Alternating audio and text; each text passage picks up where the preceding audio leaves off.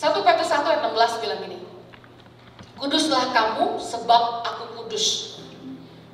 Kuduslah kamu sebab aku kudus, kata Tuhan.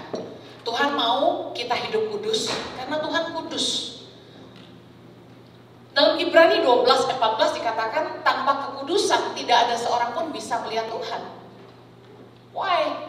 Karena dia kudus dan dia mau kita kudus. Kalau kita tuh udah biasa pakai barang asli, ada yang palsu, ada yang asli ya.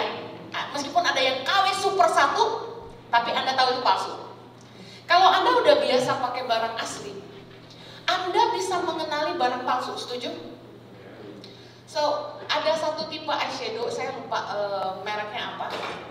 Karena saya pakai eyeshadow itu, saya tuh jelek banget ngafal nama. Nama artis saya nggak hafal, kecuali Angelina Jolie, Jennifer Aniston, Brad Pitt, itu doang. You know, jadi kalau saya nonton film, orang bilang, oh artisnya ini, I don't care, I just saw the movie, ya. Nah, saya nggak hafal nama. Oh, Anastasia, ya. Jadi, how many of you know eyeshadows? Yes, girls. Nah, jadi saya udah biasa pakai Anastasia, saya tahu packagingnya seperti apa.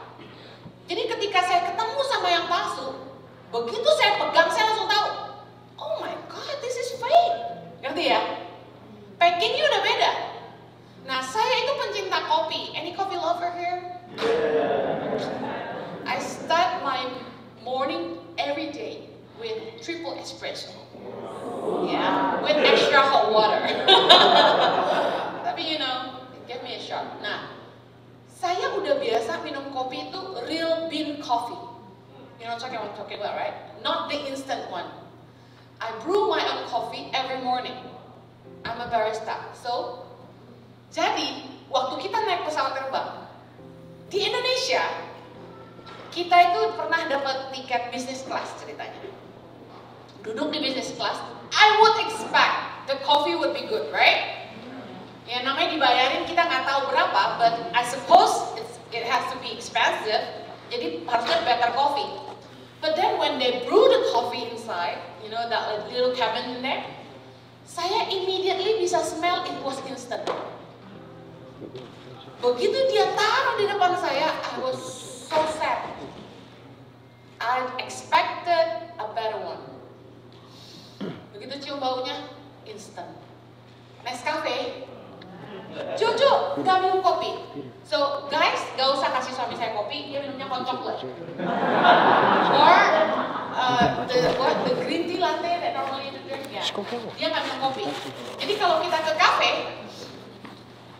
black coffee would be for him. Orangnya kasih ke dia, saya langsung bilang, this is the man.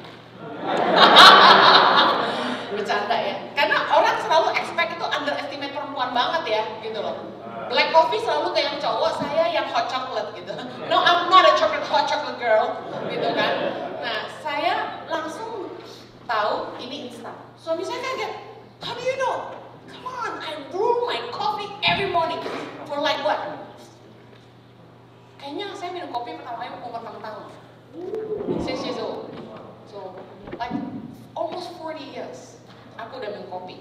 Jadi saya tahu itu kopi palsu. What am I talking about? Kalau Anda sudah terbiasa hidup kudus, Anda bisa mencium ketidakkudusan. Anda nggak perlu tanya pendeta, kalau cium pipi boleh nggak? Kalau raba-raba dikit boleh nggak? Jemaat tuh suka nanya pendeta, bukan karena mereka nggak tahu nggak boleh. Mereka cuma minta legalitas. Apalagi kalau Bu Heni yang ngomong atau you know whoever, kata Bu Heni boleh. Ada yang udah cerai, nanya saya, boleh nikah lagi nggak? Don't go there.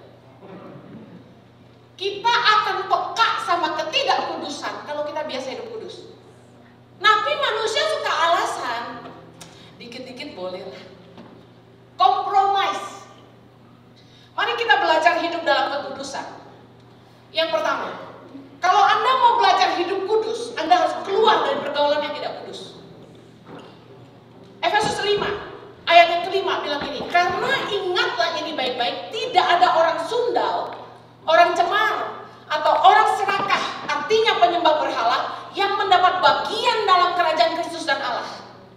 Ayat ke-6, janganlah kamu disesatkan orang dengan kata-kata yang hampa, karena hal-hal demikian mendatangkan murka Allah atas orang-orang durhaka. Ayat 7, sebab itu janganlah kamu berkawan dengan mereka. Wow, jangan berkawan. Loh, Yesus aja duduk bersama orang berdosa, Bu Heni. Listen up, Yesus duduk bersama orang-orang berdosa untuk memenangkan mereka. Dan dia tidak menjadi sama dengan mereka. Tapi kita duduk bersama orang berdosa, bisakah kita tidak menjadi sama dengan mereka? Many times kita pakai ayat lain lagi. Kata Rasul Paulus, ketika aku bersama dengan orang-orang ini, aku menjadi seperti mereka gitu. No, masalahnya gini, beda tipis banget. Ketika kita bilang, enggak, aku enggak jadi seperti mereka. Tapi lalu kita berkelakuan seperti mereka. Banyak anak-anak Tuhan, pengerja-pengerja di gereja, bergaul dengan teman-teman yang enggak kudus hidupnya. Awalnya cuma menemani, minum. Ada anak Tuhan yang saya kenal baik. Dia bilang dia mau memenangkan teman-temannya. Kata-katanya selalu dipakai, bukan? Saya mau memenangkan jiwa. I wanna go and win souls. And where do you go? The club, the bar. Oh iya, terus nemenin gimana? Masa kamu diem aja? Oh iya, Cik, saya minum. Oh iya, is it okay to drink? Drinking is okay, get drunk is not. I mean, like in Australia, we drink red wine with steak, white wine with seafood, not to get drunk. A lot of people would disagree with me, tapi Yesus minum wine. And there are verses in the Bible saying that minum anggur sedikit baik untuk pencernaan. Kalau hati lagi sedih, minum anggur sedikit dan lain-lainnya. We're not going to argue about wine here, okay? Karena banyak anak Tuhan yang menyalahgunakan ayat ini dan bilang ini, it's okay to drink. Well, that's not what I mean. Antara drink sama drunk jelas beda. Waktu saya minum sama teman-teman over a party, we celebrate someone's wedding, we give a toast. One toast is good, the second one is bad. Masalahnya anak Tuhan nggak bisa menguasai diri, nggak bisa berhenti dan bilang it's enough. Nah, saya bersyukur saya lahir dengan alergi. If I drink too much, I mean like, let's say a glass of wine will be too much for me. I only drink like a quarter of it. Setengah aja saya kecekek. I cannot breathe if I drink too much of wine. So God is so good, He gave me this alarm in my body that will not allow me to get drunk. Tapi masalahnya nggak semua anak Tuhan punya alarm itu di body mereka. Saya lihat teman-teman yang sesama hamba Tuhan, pelayan Tuhan, over this wedding party, mukanya udah merah, but they keep drinking. Nah, Anda harus ngerti gini, batas kekudusan itu, Anda punya alarm. It's the Holy Spirit inside of you. You just realize it when it's too much, you know. Ini udah gak boleh. You go and dating someone. When you hold their hand, it still feels good. Right? When you kiss their cheek, it still feels okay. But once you do more than that, you know it's not okay. But you make it feel okay. Enggak kok Bu Heni, Kak Heni, whatever you want to call me. Lip kissing is fine. Really? Your body has an alarm. Kudus gak kudus itu hanya kamu yang tahu. You can feel it. It's not right. The Holy Spirit inside of us. Tuhan itu kasih kita hati nurani. We know when it's not right, right? Tapi seringkali gini, kita kalau udah sama teman, kita sungkan. Kita sungkan sama teman, tapi kita melukai hati Tuhan. 2 Korintus 6 ayat 17 bilang ini, sebab itu keluarlah kamu dari antara mereka dan pisahkanlah dirimu dari mereka. Firman Tuhan, janganlah yang najis, maka aku akan menerima kamu. Kita tahu teman-teman kita itu bisa membawa influence yang buruk dalam hidup kita kalau kita tetap bergaul dengan mereka. We are not Jesus. Orang yang saya cerita tadi, pelayan Tuhan ini, what happened? Dia bilang dia mau menangkan jiwa. I want to win soul. So he went and drink with his friends. What happened? Minum, drinking vodka, drinking beer, drinking whatever. Akhirnya apa? Trying drugs. And then what? Women and getting worse and worse. Akhirnya ke bawah, hilang. Gak ada orang pun yang bisa kuat kalau Anda dikelilingi teman-teman yang gak hidup dalam kekudusan. Tapi seringkali kita sungkan. Kalau kita tahu bahwa lingkungan pergaulan kita menjerumuskan kita dalam dosa, gak cuma bicara soal dosa seksual, dosa minum, dosa judi, tapi let's say, dosa gosip. You sit down with the mockers, what happened? Gosip itu digosok makin sip. Ada gosip baru apa? Ibu-ibu kalau udah duduk ngomongnya gitu kan? Ada gosip baru apa? Udah denger belum? Belum, apa tuh? You know, one day waktu ada pendeta upload khotbah saya di YouTube dan menyerang saya gara-gara judul khotbah yang salah, itu yang nonton instantly ratusan ribu. Lebih banyak dari khotbah saya yang sebenarnya. I mean like, I was preaching about that thing, yang nonton gak sebanyak apa yang pendeta itu upload. Saya lihat orang tuh memang lebih suka gosip. Coba saya pasang foto di Instagram tentang saya sama Jojo, kenapa, itu langsung banyak yang like. Orang tuh kepo banget. Dibandingin, yes, I think this is gonna go off. Oke. Dibandingin saya upload tentang tangan pengharapan. Anda tahu tangan pengharapan? Ada yang nggak tahu tentang tangan pengharapan? So, kita punya yayasan yang menolong saat ini 7.500 anak-anak di 100 titik di seluruh Indonesia. Puji Tuhan, God is good, amen. God is awesome. Nah, jadi kalau saya upload tentang tangan pengharapan lagi bikin ini, bikin itu, yang like 200, 300. Itu udah banyak ya. Tapi kalau saya posting saya sama Jojo atau anak-anak saya blurrin mukanya gitu karena anak saya anti di-upload ke sosial media, itu yang like bisa 7.000. Orang Indonesia tuh kepo. Tapi saya kasih tahu, Mazmur 1 ayat 1 bilang jangan duduk dengan kumpulan pencemooh. Gosip itu dosa. You're lying about somebody else. Coba kita bikin permainan, kita bisikin satu kalimat dari orang pertama ke orang 10, pasti udah lain ceritanya. Gosip adalah membicarakan sesuatu yang belum tentu benar. Jangan. Kalau Anda tahu bahwa pergaulanmu akan membuat kamu jatuh dalam dosa, jangan bergaul dengan orang-orang itu. 1 Korintus 15 ayat 33 bilang pergaulan yang buruk merusak kebiasaan yang baik. Listen, kawan membentuk kebiasaan. Friends make a habit. Friendship itu membentuk kebiasaan dalam hidup kita. Contoh, Anda bergaul dengan orang yang suka olahraga. Saya jamin Anda jadi rajin olahraga. Right? Kalau Anda bergaul dengan orang yang suka makan, Anda juga ikut makan. Anda bergaul dengan teman-teman yang suka begadang, saya jamin Anda jadi begadang terus tiap malam.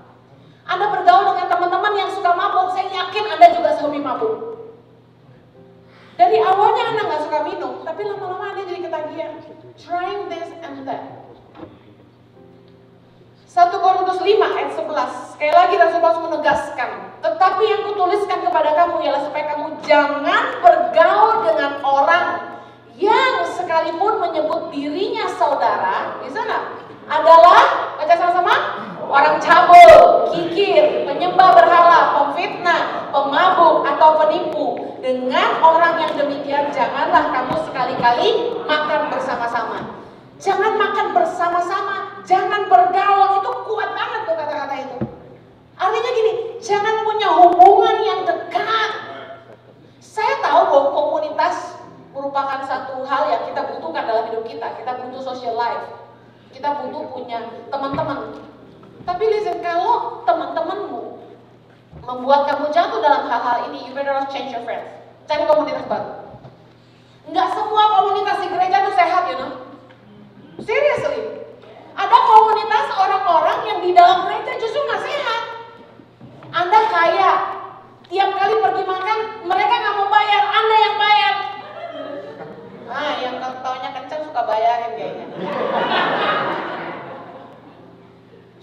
Saya termasuk yang sering ngebayarin, so I know. Karena orang tahu kita pasti bayarin, mereka nggak pernah mau bayar. Itu nggak sehat. Like it or not, komunitas yang sehat adalah harusnya mutualisme, sama-sama saling menguntungkan. Bukannya kita yang dikerjain. Saya dulu pernah punya komsel, yang anak komselnya gini, tiap kali pergi makan sama saya alasannya kelupaan bawa dompet. Tapi tiap kali dia pesan makanan 3 macam. Gua pikir dia pesan tuh buat sharing, tau gak sih? I thought she was meant to share. Kagak. Begitu datang ya pesanan saya, ya pesanan saya, ya pesanan saya, dia taruh di depan dia semua. Tapi bilang lupa bawa dompet. So, orang baik bukan orang bodoh. Katakan sama-sama. Orang baik bukan orang bodoh. Jangan biarkan dirimu dimanfaatkan. Who are your friends? Kalau teman-temanmu menjerumuskan kamu, pakai namamu, pinjam kartu kreditmu, tarik uang cash tunai dan sebagainya, don't let anyone use you. Saya sedih banget, kenapa sih orang Kristen kurang pintar kadang-kadang gitu. Kenapa izinin kartu kreditnya dipakai orang lain, terus orang itu kabur atas nama teman loh. Kadang-kadang tuh ya saya kalau udah konseling gitu ya, saya pengen bilang, kamu kenapa kurang pintar, tapi saya nggak tega gitu. Tadi Efesus 5 ayat 6 bilang gini, janganlah kamu disesatkan orang dengan kata-kata yang hampa. Karena hal-hal yang demikian mendatangkan murka Allah atas orang-orang durhaka. Bahayanya komunitas, teman, karena apa? Mereka adalah orang-orang yang bicara buat hidup kita. Hati-hati, jangan biarin sembarangan orang ngomong dalam hidupmu. Siapa yang Anda izinkan bicara dalam hidupmu hari ini? Karena sungkan sama teman tuh akhirnya bikin kita bilang, ya udah deh, ya oke. Padahal belum tentu Tuhan berkenan dengan semua pertemanan kita dan kerjasama kita dalam bisnis misalnya. Yesaya 30 ayat 1, this is a good one. Yesaya 30 ayat 1 sama-sama.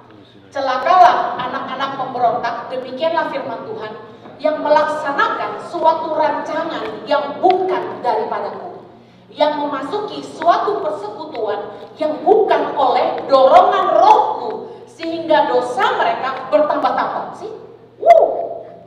Apa hubungannya pertemanan, persekutuan dengan dosa? Karena banyak kali kita sungkan sama orang, kita kuhawise, kita gabung sama mereka, padahal mereka kerjain hal-hal yang gak berkenan sama Tuhan. Kita bisnis sama orang, kita join venture dengan orang-orang yang beda nilai, mereka gak takut Tuhan. Mereka tidak hidup dalam kebenaran, lalu kita join bisnis sama mereka, what happened? Baru pembukaan usaha aja udah panggil dukun. Udah tanya orang pinter. Hidupnya gak benar, udah curi-curi, tipu-tipu. Anda mau bisnis sama orang yang beda nilai, yang gak takut Tuhan, Anda akan hidup dalam dosa. Kecemplung cuma gara-gara Anda sungkan. Jangan ingin menyenangkan teman tapi bertentangan dengan kebenaran dan kita gak berkenan sama Tuhan. Saya akan lewatin beberapa poin karena agak malam. Nah, 1 Korintus 6 ayat 12 bilang ini, segala sesuatu halal bagiku, tetapi bukan semuanya berguna. Segala sesuatu halal bagiku, tetapi aku tidak membiarkan diriku diperhamba oleh suatu apapun. Kalau perjanjian baru ini kan lebih bebas dibanding perjanjian lama ya. Perjanjian lama kan babi nggak boleh, apa semua nggak boleh. Tapi Rasul Paulus berkata, segala sesuatu halal bagi, tapi bukan segala sesuatu berguna. Segala sesuatu diperbolehkan, halal, tapi aku tidak membiarkan membiarkan diriku diperhamba oleh suatu apapun. 1 Korintus 10 ayat 23. Segala sesuatu diperbolehkan benar, tapi bukan segala sesuatu berguna. Segala sesuatu diperbolehkan benar, tapi bukan segala sesuatu membangun. Kalau kita mau jaga hidup kita dalam kekudusan, jangan selalu berkata ya kepada semua ajakan. Contoh, Anda punya istri, punya anak, tapi teman-temanmu suka ngajak kamu kumpul. Cowok kalau udah kumpul minum, pulang malam. Boleh nggak? Boleh. Berguna nggak? Enggak. Kenapa nggak pulang dan istirahat aja? Kenapa nggak punya quality time aja sama istri? Biasanya kita sungkan. Hari Minggu di gereja kami di Jakarta, saya tidak mengizinkan leader maupun pengerja ikut ibadah lebih dari 2 kali. Saya bilang, Sunday is family day. Go home. Spend time with your family. Karena keluarga penting. Di mata Tuhan keluarga penting. Hubungan suami istri paling penting. Apa yang mau kita saksikan tentang Tuhan kalau keluarga kita berantakan? You know, banyak anak muda stuck di gereja karena papa mamanya ngajak mereka. Tapi kan pernahkah kita berpikir bahwa justru orang tua lah keteladanan yang sesungguhnya? Not the church. Kita paksa mereka ke gereja, belum tentu gereja kita relate sama mereka. Anak muda zaman sekarang belum tentu ngerti pendeta tuh ngomong apa.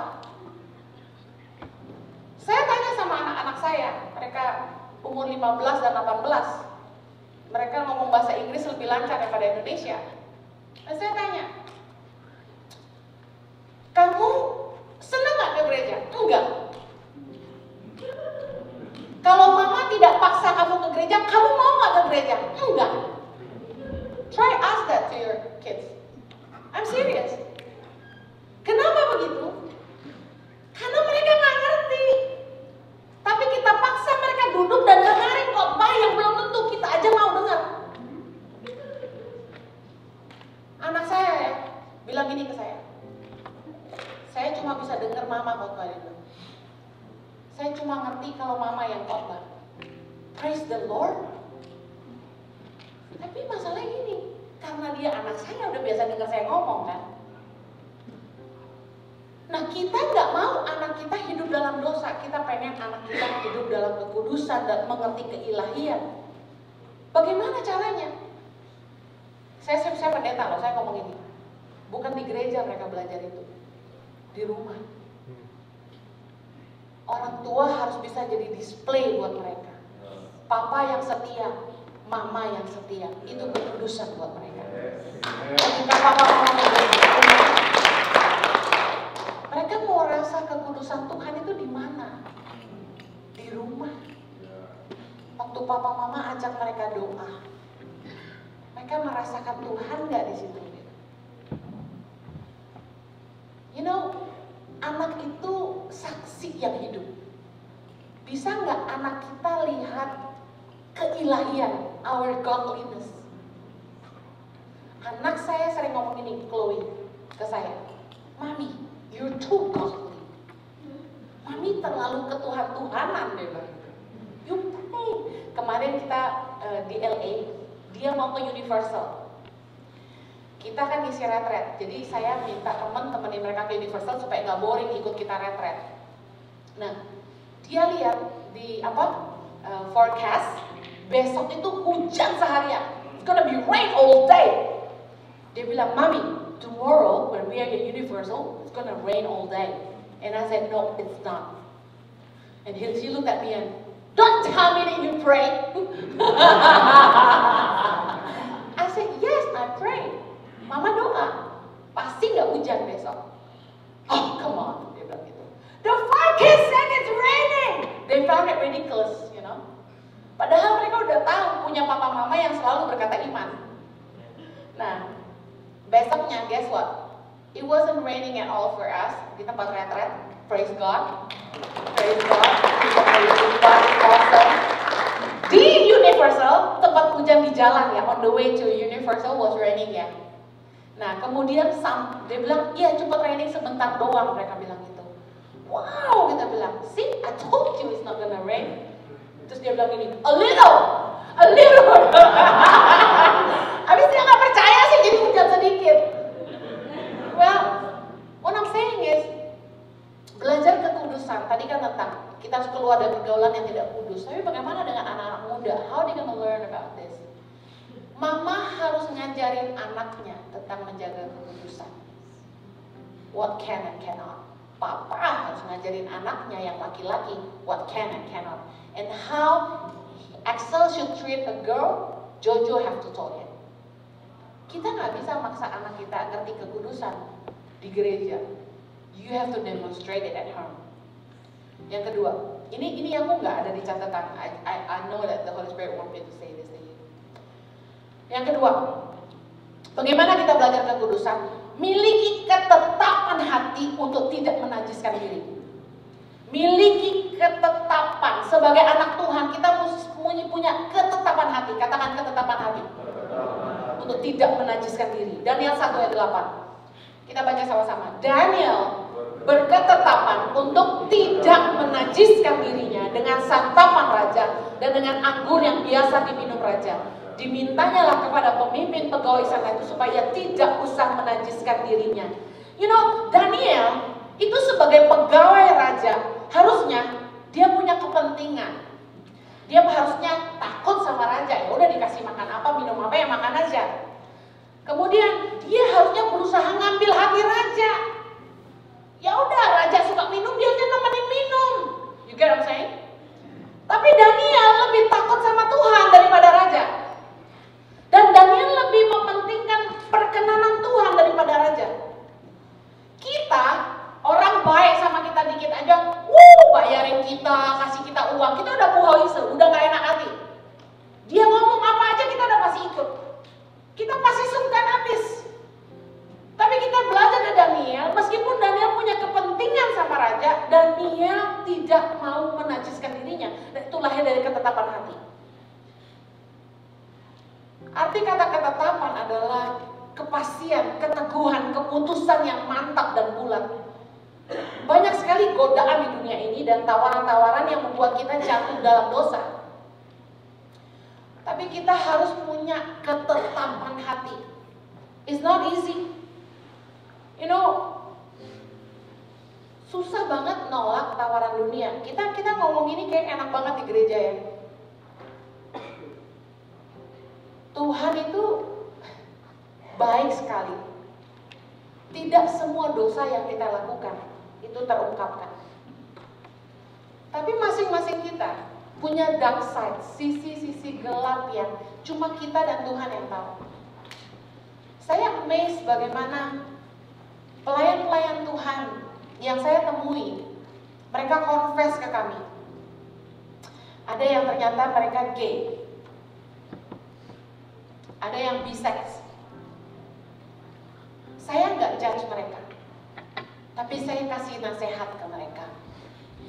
Saya bilang gini, kamu takut sama Tuhan nggak?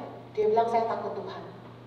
Kamu cinta Tuhan nggak? Saya cinta Tuhan. Kamu tahu kalau kamu jatuh dalam dosa homoseksual, firman Tuhan katakan laki-laki dengan laki-laki, itu kamu nggak akan masuk dalam kerajaan surga.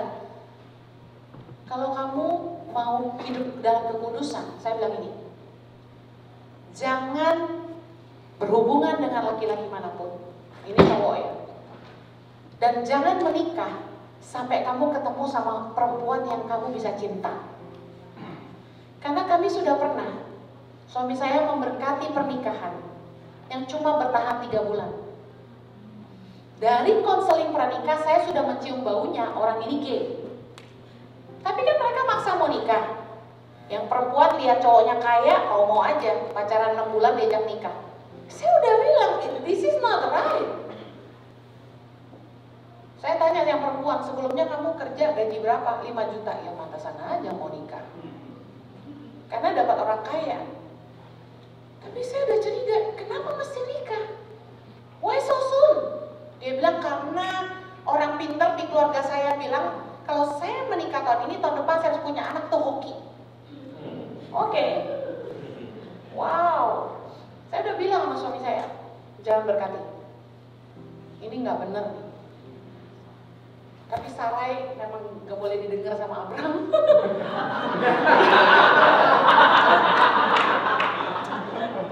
Jadi gara-gara itu suami saya nggak dengerin saya, karena gini loh, orang yang mau nikah masa lu bilang jangan gitu kan?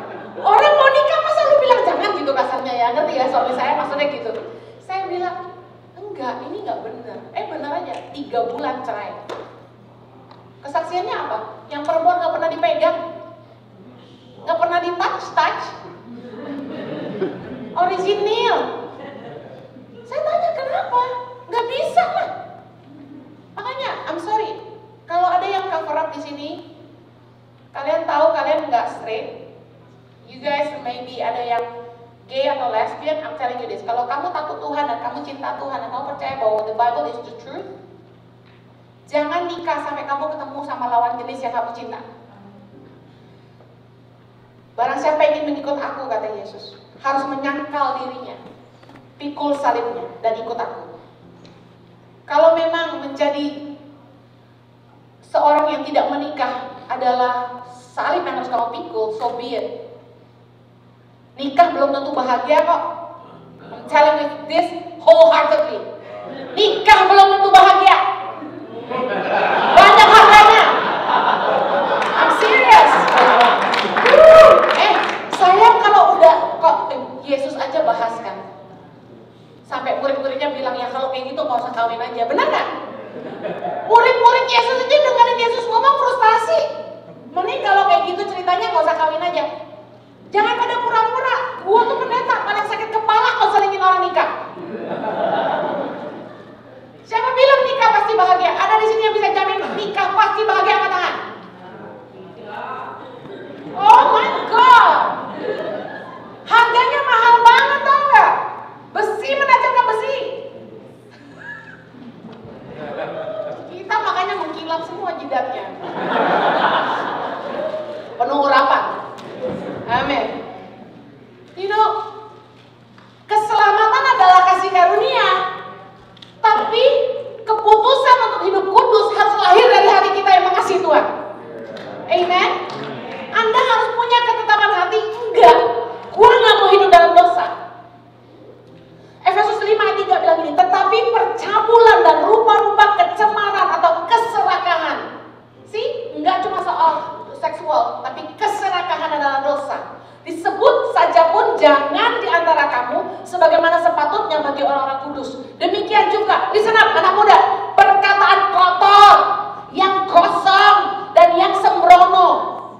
Karena hal-hal ini tidak pantas, tetapi sebaliknya ucapkanlah syukur. Amen. Kita harus punya ketetapan hati, tidak mau hidup dalam dosa. Katakan sama-sama, saya tidak mau hidup dalam dosa. Daging kita lemah. Karena itu poin ketiga saya. Kalau Anda ingin belajar hidup dalam kekudusan, jauhi medan dosa. Katakan sama-sama, jauhi medan dosa. Tidak ada seorang pun kuat. 1 Korintus 10:12 berkata gini, sebab itu siapa yang menyangka bahwa ia teguh berdiri, hati-hatilah supaya ia jangan jatuh. Jangan sok kuat loh. Katakan kanan kirimu, jangan sok kuat loh.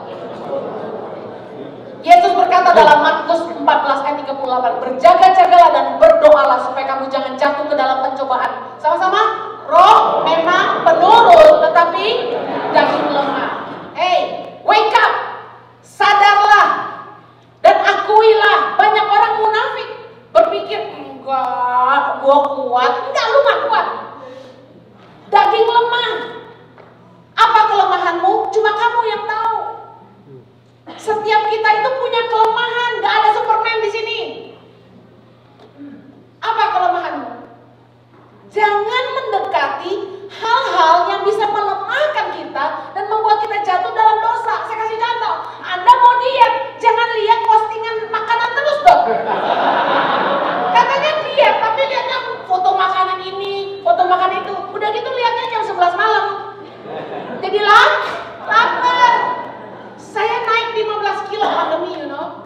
Kalau nonton khotbah saya di YouTube kan kurus tuh. Rok gue yang ketat masih masuk tuh.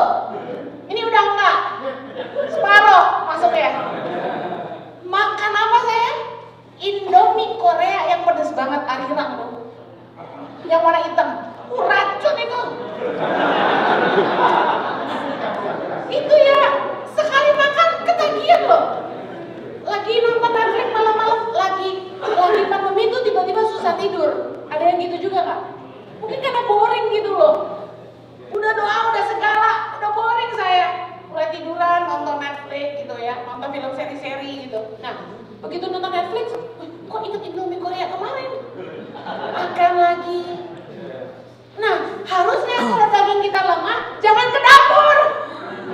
Tidur aja.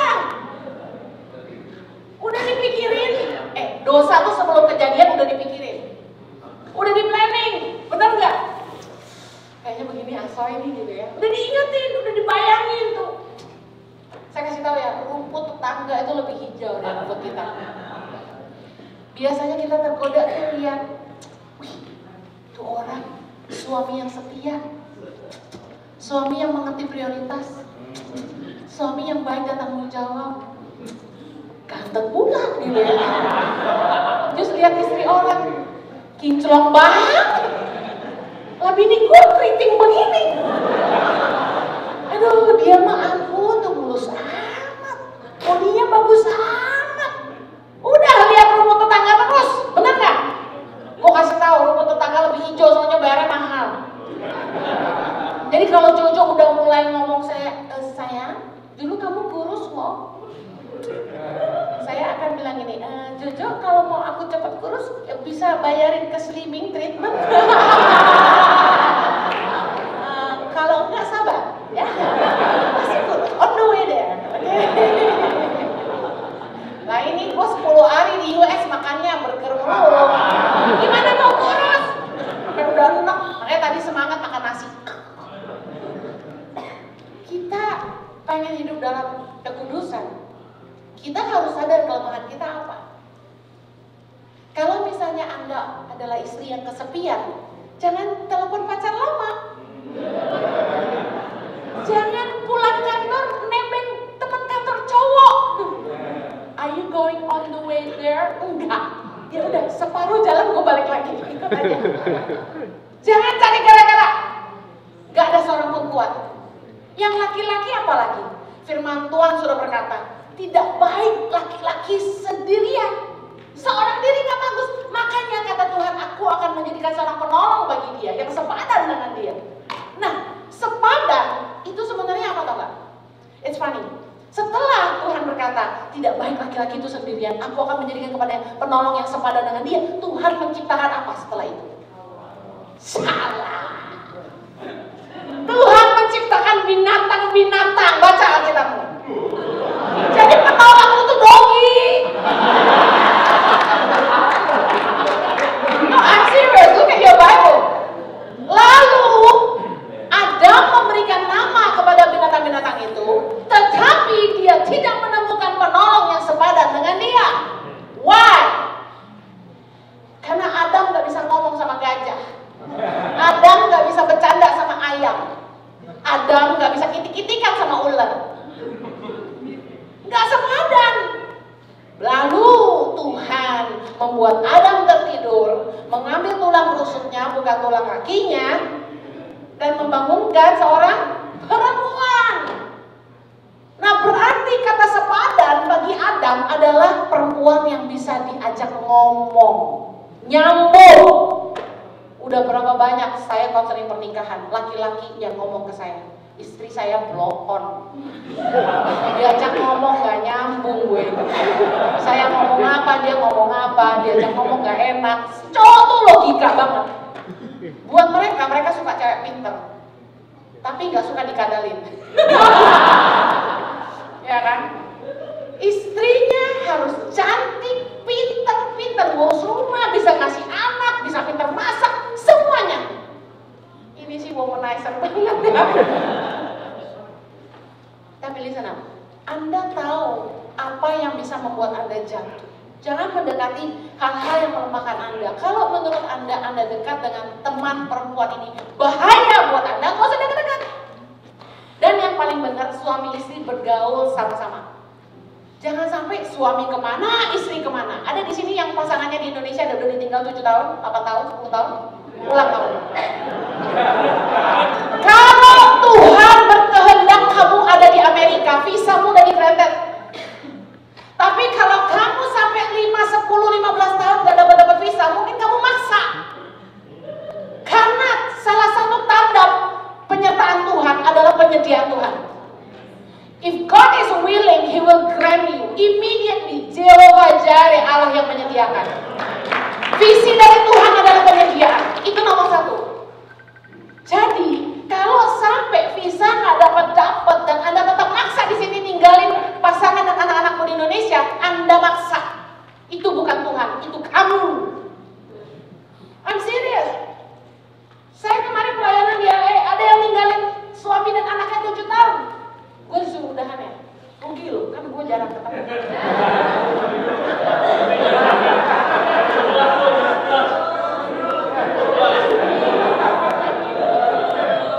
Jadi pastikan Anda jangan mencobai diri sendiri. Sadari kamu lemah, kamu punya kelemahan. Gak ada laki-laki yang sudah menikah yang tidak butuh seks. Cowok itu kan 2 yang paling penting dalam pernikahan, seks dan respect. Nah herannya kalau udah nikah yang perempuan selalu gini sama suaminya, kenapa sih otak lu tuh seks melulu? Iya, karena itu istrinya. Habis kalau nggak dari istrinya dari siapa? Kan gitu alasannya. Nah makanya yang belum nikah, dengerin, jangan mau having sex before marriage. Don't have sex before marriage. Why? You're gonna get bored. Because once you are married, it's something that you cannot stop, even if you want to.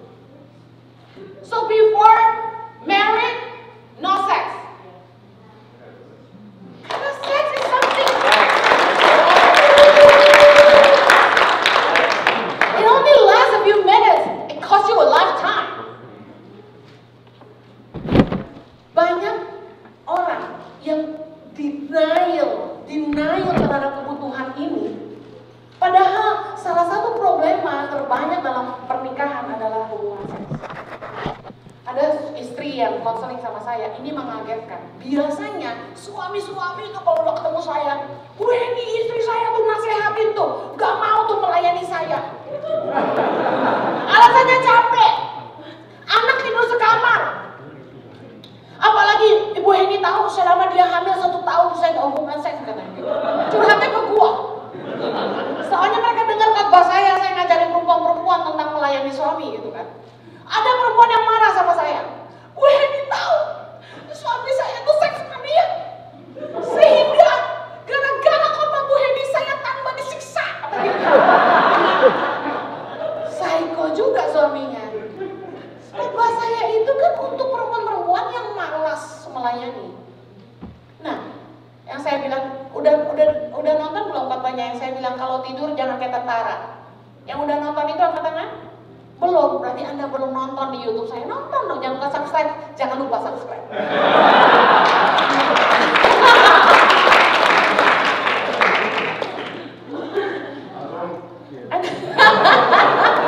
Perlu dibahas bagian itu, Pak. Enggak gini loh. Tuhan itu desain seks untuk dinikmati dalam hubungan suami istri. Bukan untuk jadi alat jatuh dalam dosa. Tapi iblis memutarbalikkan kebenaran ini. Membuat anak-anak muda menggunakan seks untuk kepuasan daging mereka. Padahal itu yang menghantar mereka ke dalam kejatuhan dan dosa. Apa yang tidak halal dihalalkan oleh dunia. Gak boleh seks before marriage. Dunia bilang apa? It's normal. Everybody do it, especially at prom. Why? It's something precious. Buat sorga itu precious. Virginity is something that you carry till marriage. Tapi dunia udah putar balik itu semua. Saya punya teman orang Jepang. Dia jomblo, cowok. Saya mau kenalin dia sama teman saya yang gak pernah pacaran. Buat orang Indonesia, cewek yang perawan ting-ting, gak pernah pacaran, itu precious, bener gak? Belum pernah disentuh. Must be expensive.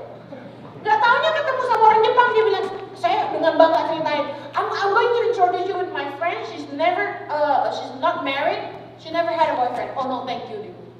Kenapa no thank you? Dia bilang, in Japan, if there is a girl who never had any boyfriend before and never had sex before, it means she must be very ugly. Thank you.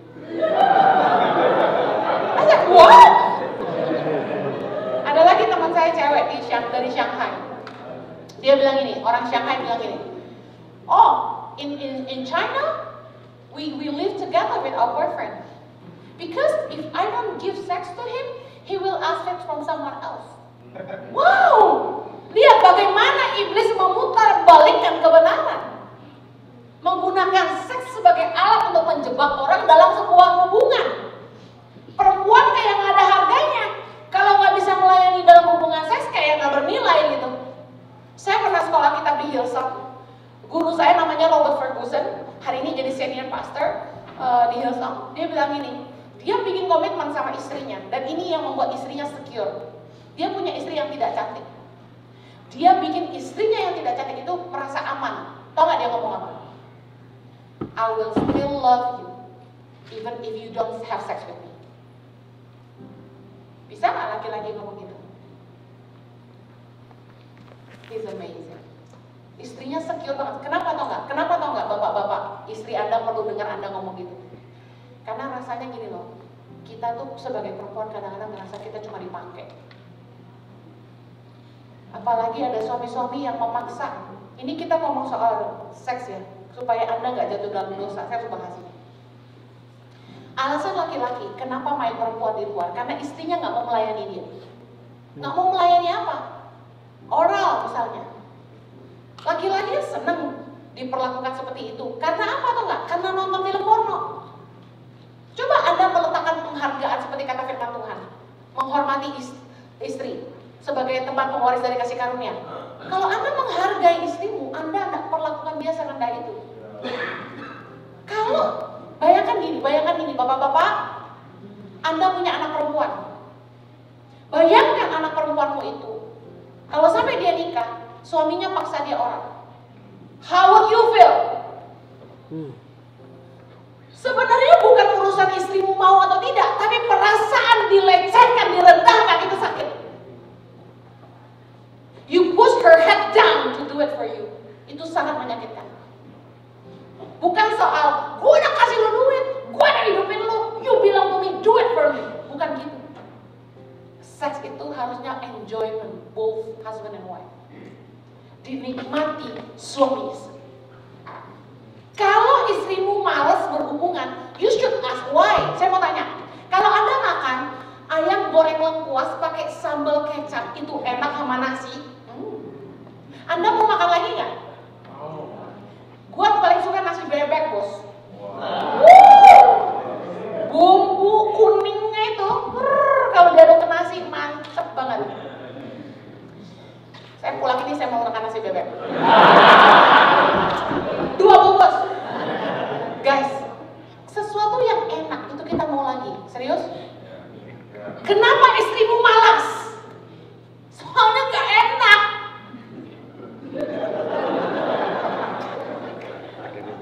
No, please, kita bermain logika hari ini. Anda bilang, Bu Heni, korban-korban aja deh. No, Anda gak mau jatuh dalam dosa. You have to fix this. Kalau istrimu gak mau melayani, masalahnya apa? Anda gak menghargai istrimu. Perempuan kalau disakiti tidak akan mau melayani. Gimana? Saya kasih tahu. Cuma pelacur yang bisa melakukan hubungan seks tanpa cinta. Istri tidak bisa. We cannot do it without love. Jadi kalau Anda pengen istrimu melayani, you make her felt love. Bikin dia merasa dicintai. Bikin dia merasa dihargai. Dan bikin dia senang. Banyak pria-pria itu nggak mau foreplay. Hajar aja bos, gitu. Sikat. Lu kira kita setrikaan tinggal colok kotak bolong? I'm sorry, you gotta hear this because you're grown up. Iron, we're not iron. Lu kira lubang kunci tinggal dicolok putar aja? Gak gitu.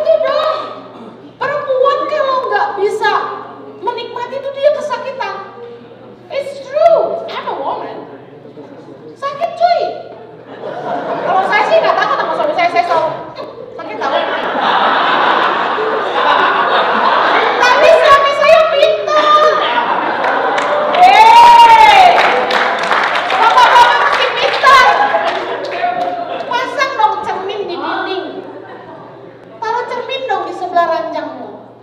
Pasti lebih bergairah. Pasti. Ini free tips from us. Kamarnya harus wangi, harus bersih, mandi dulu. Jangan jorok loh. No, I mean, really, you know what is your problem. You gotta fix it, man.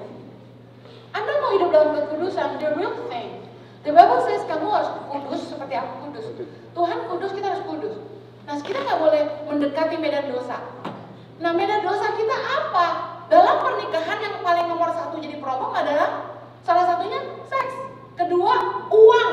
Ketiga, quality time. Waktu nggak ada, uang nggak cukup.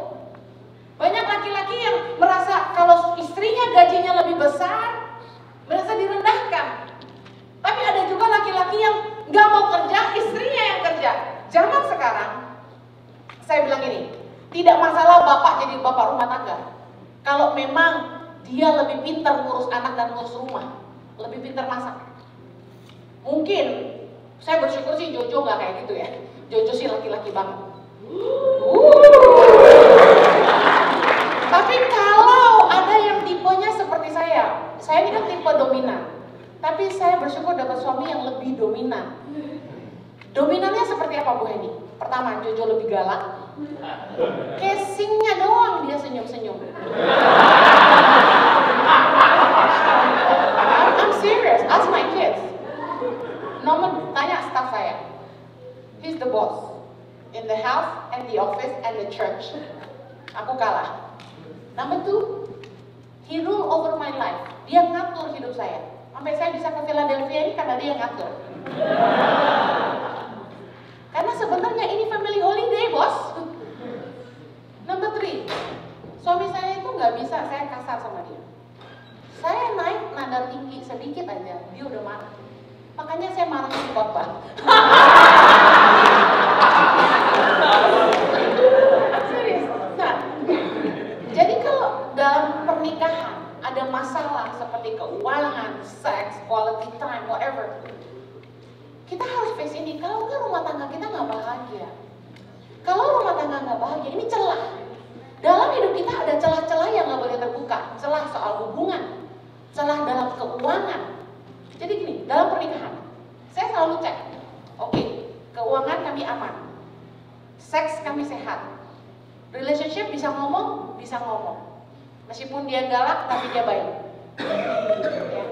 Kemudian apa lagi yang bisa jadi celah dalam hidup kita? Kira-kira, what can be it? Kesepian. Nah, suami istri harus bersama-sama, tidak boleh satu lari lebih cepat. Makanya waktu Tuhan tiba-tiba promosi saya, tiba-tiba viral, saya tuh nggak tahu saya tuh viral. Really, karena saya gaptek kan. Saya nggak punya TikTok, saya nggak buka Facebook. Jadi orang yang upload khotbah saya di Facebook mereka, bikin komunitas ini Kristianus, apa tuh aku aja nggak di situ.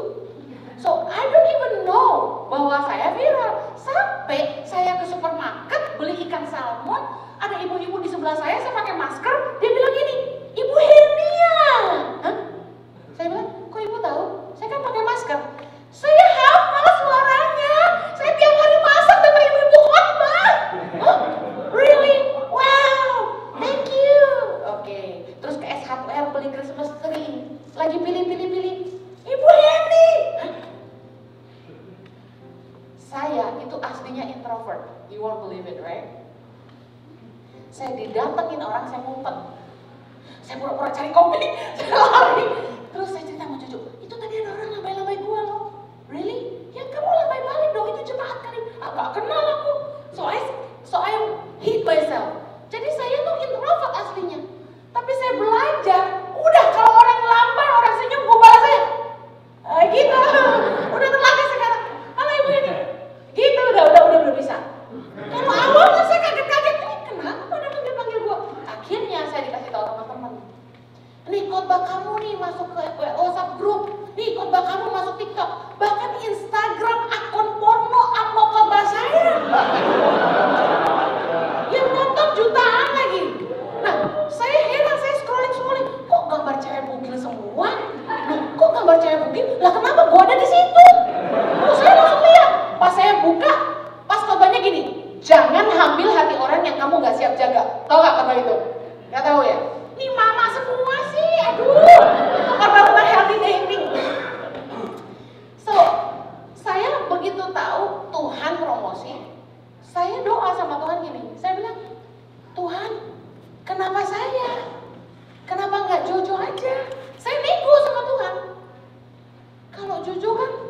lebih pintar dari saya.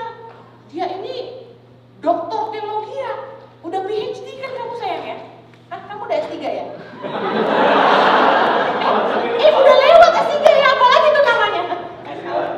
Udah S3 kan doktor. So, saya cuma S2, dia udah S3 udah lewat lagi. Dia dosen teologi. Jadi saya pikir kalau sampai diajak orang debat-debat gitu, Jojo lebih jago lah gitu. Jadi saya bilang, Tuhan kenapa gak Jojo aja? Kenapa saya? Beneran saya ngomong gitu sama Tuhan. Saya tuh kalau sama Tuhan doanya kayak gini. Gak ada kepalsuan gitu. Tuhan kenapa saya? Jojo aja. Kan Jojo lebih pintar dari saya. Saya kan kalau khotbah bodoh-bodoh Tuhan. Iya, istilah saya tuh khotbah bodoh-bodoh. Yang bahasa-bahasa gampang gitu loh. Asal ngecap aja. Nah, terus Tuhan bilang gini. Kan lebih banyak orang yang gak sekolah teologi ya. Kaget saya. Oh iya ya. Artinya gini, lebih banyak orang yang nggak ngerti bahasa teologi ya, mereka lebih ngerti khotbah saya. Makanya yang nonton tukang nambal ban, mama, sampai istri-istri pejabat, sampai menteri-menteri pada nontonin khotbah saya.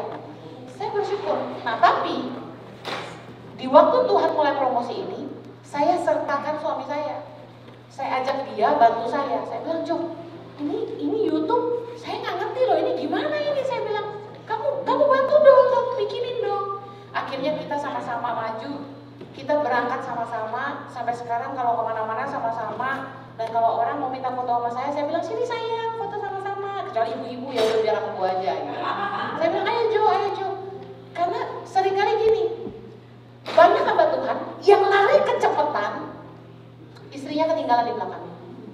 Ada istri-istri hamba Tuhan yang lari kecepatan, suaminya sampai ketinggalan. Ada yang kita nggak pernah tahu istrinya, betul? Suaminya nggak tahu sendiri, istrinya dipakai Tuhan, suaminya siapa aja kita nggak tahu, benar? Itu nggak boleh terjadi dalam hidup kita. Itu celah. Ketika saya sama Jojo awal-awal ke Indonesia, Januari 2006, Tuhan panggil kami ke Indonesia. Itu sebenarnya kami lagi liburan, bawa anak kembar kami, Chloe and Zoe. They were only 4.5 months. Nah, waktu Tuhan panggil saya ke Indonesia itu, saya bilang sama suami saya, Jo, mau nggak kita tinggal di Indonesia? Kayaknya Tuhan panggil kita buat Indonesia. Suami saya bilang, mau ngapain di Indonesia? Saya bilang, kamu doa deh. Nah, waktu suami saya jemput saya, kami liburan itu Januari 2006. Lalu suami saya jemput saya Februari 2006. Dia diundang pelayanan, dan pulang dari pelayanan itu suami saya bilang ini, Hen, kita pulang ke Indonesia. Kita balik aja ke Indonesia. Saya kaget. Baru kemarin diajakin pulang ke Indonesia, bilang mau ngapain di Indonesia. Tiba-tiba dia bilang, ayo kita pulang aja ke Indonesia. Terus saya tanya, kamu kenapa Jo? Terus dia bilang gini, di tempat ini saya menemukan tempat, mimpi, bakat, talenta, cita-cita, panggilan, semuanya tersalurkan di Indonesia. Saya kaget. Nah, saya tahu bahwa ini satu hal yang saya yakini, yang saya belajar, panggilan dari Tuhan tidak akan memisahkan apapun yang dia persatukan. Kalau Tuhan panggil kamu ke Philadelphia, kalau Tuhan panggil kamu ke New Jersey, kalau Tuhan panggil kamu ke Ohio, Tuhan juga panggil keluargamu, istrimu bersama-sama dengan kamu. Enggak tinggalin mereka. Karena visi dari Tuhan gak mungkin memisahkan apa yang dia persatukan. Karena ketika Anda berpisah, Anda sedang buka celah. Anda akan kesepian, Anda butuh seks, Anda butuh cinta, Anda butuh perhatian, Anda butuh diurusin. Gak ada seorang pun yang bisa hidup sendiri. Amen. Pastikan kalau Anda mau hidup dalam kekudusan, hindari medan dosa, miliki ketetapan hati. Karena kasih karunia Tuhan untuk kita diselamatkan, tapi ketetapan hati kita karena mengasihi Allah yang membuat kita bisa hidup dalam kekudusan. Dan yang terakhir, keluarlah dari pergaulan yang menjerumuskan Anda ke dalam dosa. Mari belajar hidup kudus. Enggak mudah tapi bisa. Kasih karunia-Nya pasti akan memampukan kita. Amen. Saya rasa cukup. Kita doa. Thank you Lord. Bapa, kami bersyukur buat anugerah-Mu dalam hidup kami. Kami bersyukur punya Tuhan yang kudus. Terima kasih Tuhan. Kuduskanlah kami, kuduskanlah pikiran kami, kuduskanlah hati kami, kuduskanlah hidup kami, seluruhnya. Layakan kami Tuhan, oleh kuasa darah-Mu kuduskanlah kami, supaya kami kudus di hadapan-Mu. Firman-Mu berkata, nggak ada seorang pun yang bisa melihat Tuhan tanpa kekudusan. Kuduskan kami Tuhan, supaya kami bisa mengalami Tuhan. Kami boleh melihat Tuhan nyata dalam hidup kami. Terima kasih. Kami tahu bahwa roh memang penurut tapi daging lemah. Kami mau belajar supaya kami terus dikenyangkan dalam roh. Berdoa supaya roh kami kuat di dalam Tuhan. Hadirat-Mu menjadi apa yang kami rindukan Tuhan. Firman-Mu menjadi makanan yang mengenyangkan roh kami. Berdoa supaya kekudusan-Mu melingkupi kami. Melingkupi kami. Kuduskan kami. You're holy Lord. You're holy Lord. Terima kasih Tuhan. Kuduskan kami. Kuduskan kami Tuhan. Kuduskan kami. Layakkan kami Tuhan. Kalau di sini ada kami yang masih hidup dalam dosa, kami minta kuasa darah-Mu menyucikan dan menguduskan kami. Melayakkan kami di hadapan-Mu Tuhan. Kuduskan kami. Darah-Mu menyucikan kami. Dalam nama Yesus. Kuduskan kami. Alam bawah sadar kami.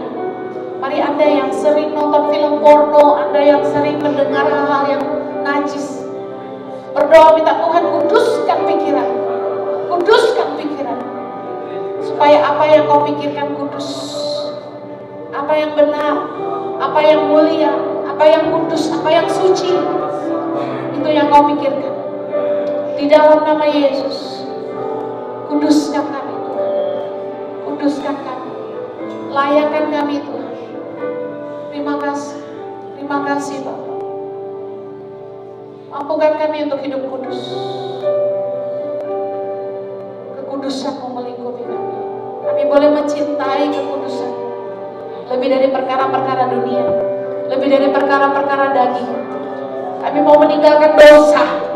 Kami mau hidup baru di dalam Tuhan. Mampukan kami Tuhan. Mampukan kami Tuhan. As you are holy Lord.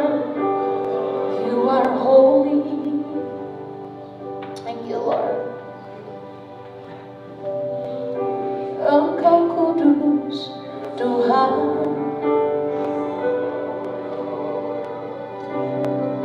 Engkau kudus Tuhan.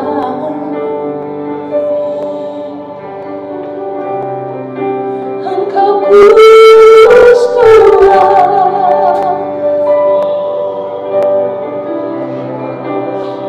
Kuduslah nama-Mu.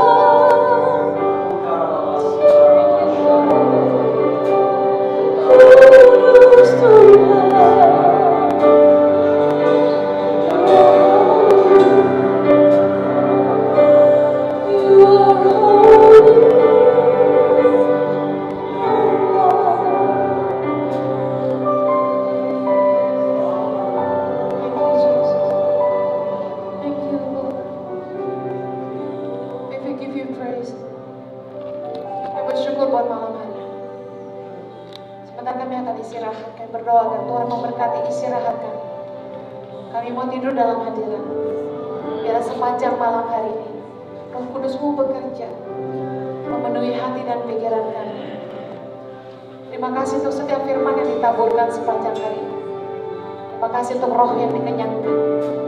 Tapi biarlah kami boleh menghidupi kebenaran dan melakukan kehendak. Terima kasih Tuhan. Hamba-Mu menyerahkan umat-Mu ke dalam tangan-Mu Tuhan. Pemeliharaanmu sempurna. Dan kasih karunia-Mu memampukan kami untuk hidup dalam kekudusan dan kebenaran. Di dalam nama Yesus. Yang diberkati Tuhan sama-sama.